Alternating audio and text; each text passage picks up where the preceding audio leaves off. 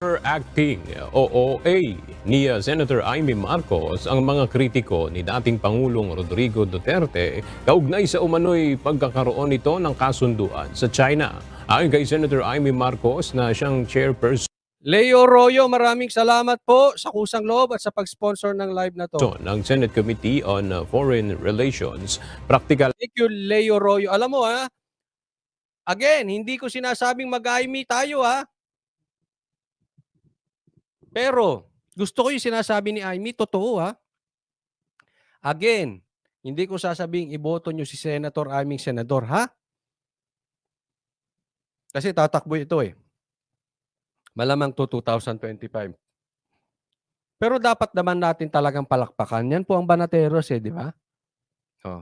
Maganda yung sinasabi niya. Naniniwala ako. Napaka-OA nyo. China kayo ng China dyan.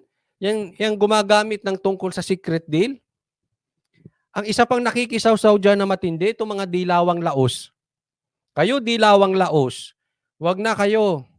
Usapang Marcos Duterte, wag na kayo makihalo lamang ang nasabing agreement ng dating Pangulo dahil hiniling lamang nito sa Beijing na payagan ang mga Pilipinong sundalo na mag-deliver ng tubig at pagkain sa BRP Sierra Madre. Sa isang panayam, sinabi ng presidential sister na masyado anyang exaggerated ang mga nambabatiko sa dating Pangulo na nagsasabing layo ng kasunduan na ipaubaya na sa China ang Ayungin Show. Yan Ito, gusto ko to sinabi ni Amy na ito. Sana, kung nanonood man si Banat Bay, sana ma-interview rin natin to si Senator Amy. Talagang tatanungin ko ito. Amy, ano ka ba talaga? Duterte, Marcos? Paano pag nagkagipitan, Duterte ka ba o Marcos? Kailangan may madiretso ito no? Payagan kaya ako ni Amy magtanong ng ganun. Oo. Banat Bay, sana ma-interview natin siya at kung sakaling ma-interview sa atin siya, pagpaalam mo na, yun ang itatanong ko sa kanya. Ano ka ba talaga, Duterte o Marcos? Para diretsahan tayo. Kung susuportahan mo Duterte, di all the way ka na. Kung susuportahan mo Marcos, all the way ka na. Ayoko nung nasa gitna. Hindi ko pa naman sure. Papagpaalam ko lang. Kung nakikinig si Banat Bay, yan ang itatanong ko sa kanya. But anyway, ako po ay natutuwa sa sinabi niya and I agree. Alam mo na ang OA nyo. Pati itong mga vloggers nitong sila Tambayuda. China ng China. OA nyo. Huwag kayong kasi alam mo, yan ang ginagawa nilang narrative. Ididikit nila si BP Sara sa China. Ididikit nila through Duterte sa kay Tatay Digong and then of course, siyempre masisira na rin si BP Sara. Ganyan po ang gawain ng mga yan. Alam na po namin yung galawan nyo. Alam namin yung narrative nyo. Kaya lahat ng mga vloggers nyo, yan ang binabanatan. Isa lang ang tanong ko sa inyo. Wala tayong problema sa China before. Ngayon lang tayo nagka-problema sa China. Pangalawa, sino ba ang sumakop sa atin? China o Amerika? Di ba? Yan lang hindi nyo masasagot ng tama. Kasi, pupusta ako sa inyo. Yang sigalot sa dagat ay hindi rin yan usapin ng sakupan. Usapin po yan ng politika. Nagpapagamit tayo sa lintik na Amerika na yan. Pag upo ni Sara, I will guarantee you all. Tapos ang problema natin sa China.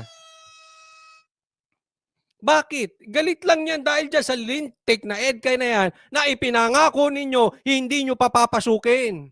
Huwag na po tayo magpaikot-ikot. Andyan yung EDCA na yan Tapos gusto nyong i-please ang mga Amerikano. Kayo na lang, huwag nyo na kami idamay. Kung gusto nyo ng gera, kung matapang kayo sa gera, yung mga anak nyo, ipapuntahin nyo dyan. Huwag nyo ilagay sa aircon yung mga lintik na anak nyo. Ang gusto niyo ng gera, gusto ng gera, sasabihin pa ng mga bobong vloggers, ang tatapang niyo, takot pala kayo sa gera. Tanga, hindi. Hindi ibig sabihin, takot kami sa gera. Ayaw namin sa gera. Kung gusto niyo mga gera, bobo talaga kayo. Wala tayong panalo kahit sinong kagera natin. Wala naman tayong kakayanan eh. Huwag kayong tabang-tapangan.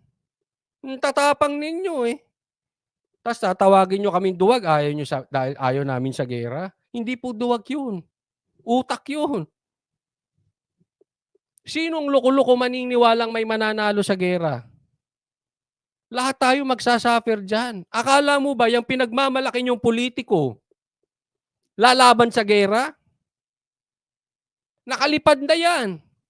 Kasama ang buong pamilya na habang tayo ay nasa danger. Naniniwala ka bang babakbak yung mga, ang weak niyang mga yan? Huwag nyo nga. Sus. Huwag nga kayong tanga. Huwag nga kayong naive. Laki sa aircon niyang mga yan.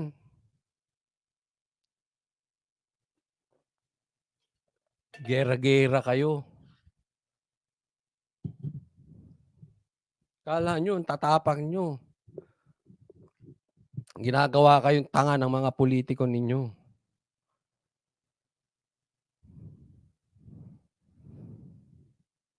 Tapang nyo, gagawin nyo pa kaming duwag dahil ayaw namin sa gera.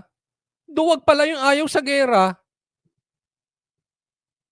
Wala talagang utak. Wala talagang utak. Yung kakadrugs nyo.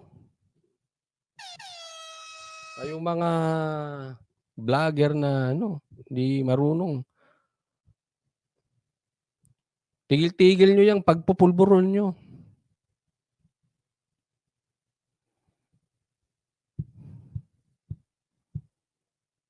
Ba't mo ilalagay sa alanganin yung mga anak mo? Gago ba kayo? Tapos sila ang yayaman? Di ba naman katangahan yun? Sila nagpapayaman tapos yung mga anak natin ang ilalagay sa alanganin? Gago. Sabi kanina sa GTV, binalita na gusto lumaban tayo sa China. Kayo na lang. Bakit ko lalabanan ng China? Wala naman kaming away niyan. I mean, hanggat sa nakaupo si Tatay Digong, buong Pilipino ayaw sa gera. Di ba? Ngayon bigla-bigla na lang, may gera. Ano nangyari? Nag-Holy Week lang, may gera, magkakagera na, di umano. Sa Shopee ko lang. 99% sa Shopee, China. Mawawalan ako ng online Bigla na lang. Wala naman tayong issue sa China before. Hindi ba naman kayo isang kilot, isang tanga? Hindi kayo nagtataka, ba't bigla tayo nagka-issue sa China? Bigla-bigla. Parang ito lang issue. Dati, yung tsa-tsa na yan, lintik kayo, hindi nyo pinagpapapansin. Dati nang issue yan eh. Dineded mga nyo. Ngayon, karamihan sa Congress gusto ng tsa-tsa. Ano nangyari? Biglaan naman ata yan. Bigla, ha? Kailan lang wala tayong issue sa China, may issue sa China. Ngayon, biglaan gusto nyo na ng tsa-tsa. Ano bang nangyayari sa bansang Pilipinas? Biglaan may issue sa SMNI. Ang dami naman atang biglaan ngayong administrasyon. Di ba? Kaya itong China na ito, alam mo tong issue ng China nito? Dahil lang yung kasisip-sip natin sa Amerika, and at the same time, ididikit nila sa mga Duterte. Hindi nila kayang manalo kay BP Sara. Tanggapin nyo yan. Kahit magtulpo-tulpo pa kayo,